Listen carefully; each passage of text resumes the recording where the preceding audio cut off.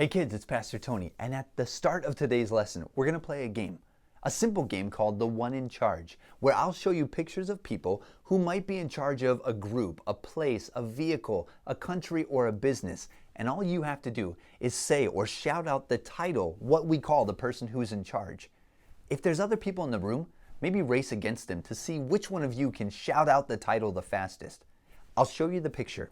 It'll be up for a few seconds, and then after a little bit, I'll put up the title of that person so you know the right answer. Here we go. Get ready to play The One in Charge.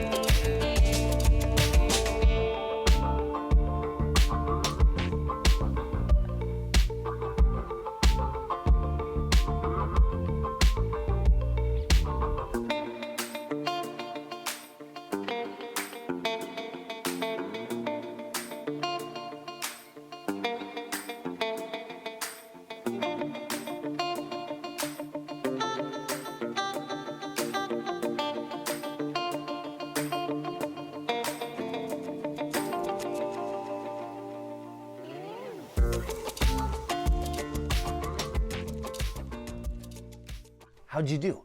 Did you get them all? Did you get them first? Did you get the most right of anybody in the room? The reason we played that game is because of what we're going to focus on today, the theme of our lesson. It's about God.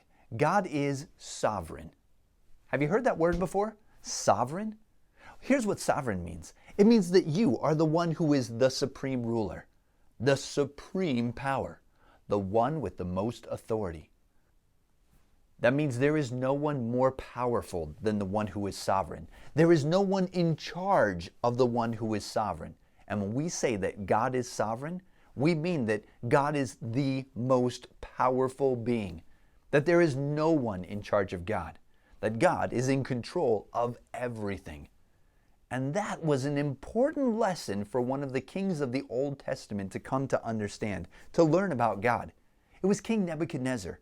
And he learned this fact about God because of a man named Daniel. Do you remember who Nebuchadnezzar was? We talked about him in our last lesson called Humans, We Eat Veggies. We introduced Nebuchadnezzar and Daniel. If you didn't see it, that's fine. Here's who Nebuchadnezzar was. Nebuchadnezzar was the king of Babylon who sent his army to invade the land of Israel. Nebuchadnezzar's army eventually defeated Israel's army. And when they returned to Babylon, they brought with them a lot of treasure.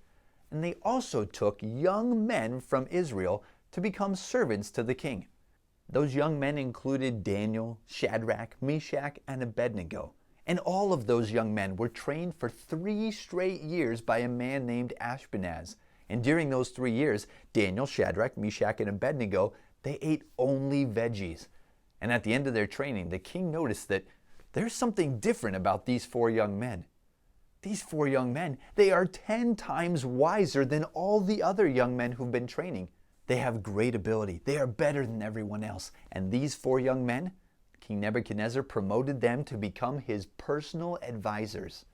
During the time that these 4 young men were serving the king, Nebuchadnezzar had a dream, and he was very bothered by that dream. Not just by the dream, but by the possible meaning of that dream. Now those 4 young men, they were part of a large group of advisors, and the king said to all of his advisors, I need your help. Help me to understand this dream. Maybe you've heard this story before. Maybe you haven't. Tell you what, keep watching so you can learn more about Nebuchadnezzar's dream and how Daniel helped him to realize that God is sovereign.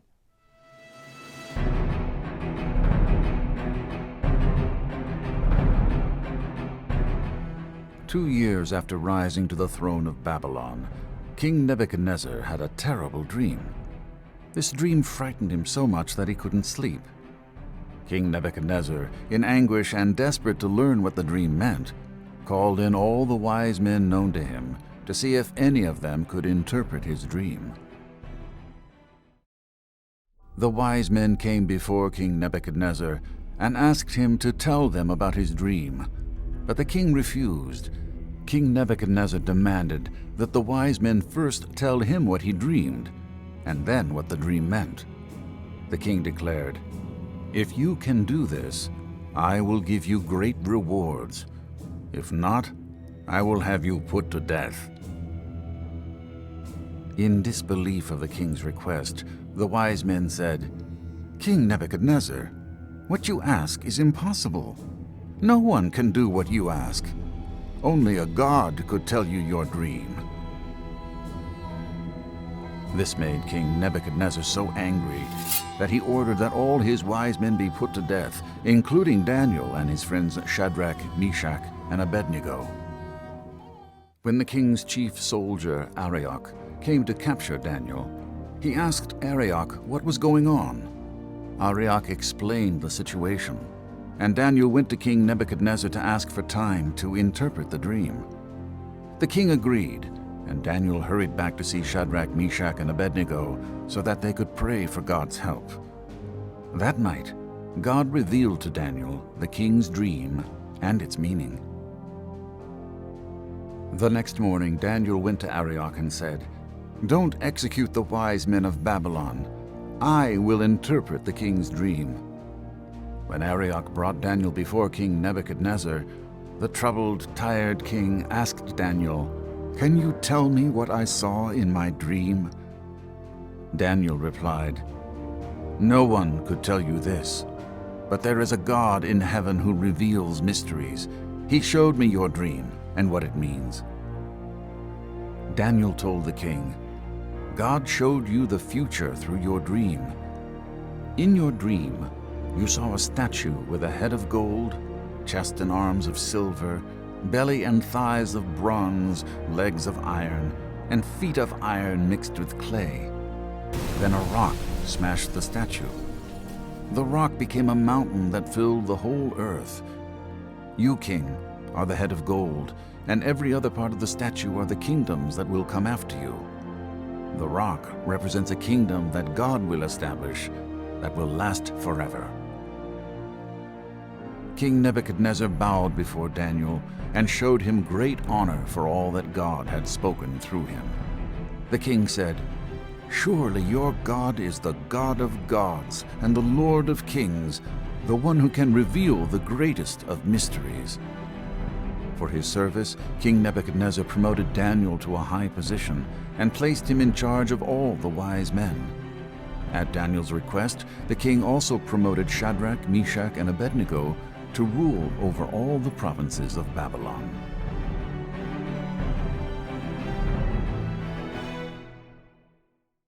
Do you remember what we said the theme was for today's lesson? God is sovereign, that He's the one in charge. Well, this story offers some really good proof to us that, yeah, it's true, God is sovereign. First of all, think about the fact that God stopped the king's plan to kill all the advisors when Daniel asked for more time to be able to learn and interpret the dream. And the king, he gave them more time. He didn't have to. He was the king. He could have done whatever he wanted. So why did he stop? Why did he give him more time? Because God caused the king to stop, because God is the one who's sovereign. That although the king was in charge, he was only allowed to do what God told him to do. But there's more proof that God is sovereign. God showed Daniel the dream and the interpretation. No one else could even figure out the king's dream, let alone the interpretation. But God showed Daniel, this is the dream. This is the meaning of the dream. proof again that God is sovereign. There's another proof. The king's dream says that God will be setting up his kingdom that will last forever. Each of the colors of that statue represent a different kingdom here on earth, ruled by kings on earth. But the rock that destroys the statue, that represents God's kingdom that will come, and it will get rid of all other kingdoms. It will grow from a small rock. The Bible says that rock in the dream grew into a mighty mountain that lasts forever. One day, God will set up a kingdom here on earth where God will be on earth, where he will rule on earth in a kingdom that will last forever because God is sovereign. There's one more proof from the story that God is sovereign. The king appointed Daniel, Shadrach, Meshach, and Abednego into very important positions. Why? Because God had him do it. God blessed Daniel, rewarded Daniel and his friends for the work that they had done, for the facts that they had trusted God, that they were willing to follow God, because God had a plan for what would happen with them in the future. The story? It is a great example to us of the fact that God is sovereign. He is the supreme ruler. He has the supreme power. He is the one with the most authority. So what does this mean for you and me? I think it's important for us to remember this, that God is still the one in charge of all the kings, of all the presidents here on earth. Yes, those men have lots of power. But just like King Nebuchadnezzar, they can only do so much. They can only do what God allows them to do. The Bible says, the king's heart is a stream of water in the hand of the Lord. He turns it wherever he will. So kings and presidents, they can make decisions, they can lead countries, but they can only do as much as God will allow them to do, because God is sovereign. What else does this story mean for you and me? Well, we have to remember that God is still planning to set up a kingdom here on earth.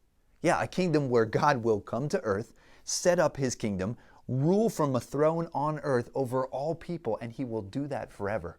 The Bible says, "And I saw the holy city, New Jerusalem, coming down out of heaven from God.